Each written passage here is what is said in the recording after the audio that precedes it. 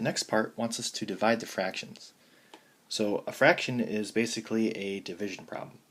So you take the top, or the numerator, and divide it by the bottom, or the denominator. So this will be 5.1 divided by 2.3. And if you do that on your calculator, then you get 2.217, let's say. And then they want us to round this to the nearest tenth.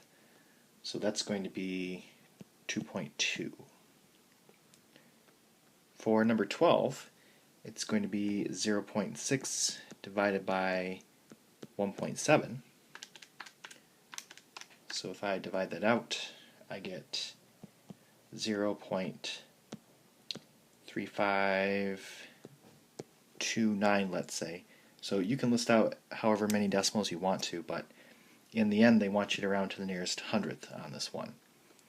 So this will be 0.35 as our final answer.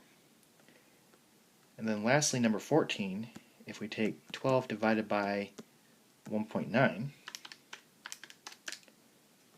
then we get 6.315, and then rounding to the nearest whole number is going to give you 6.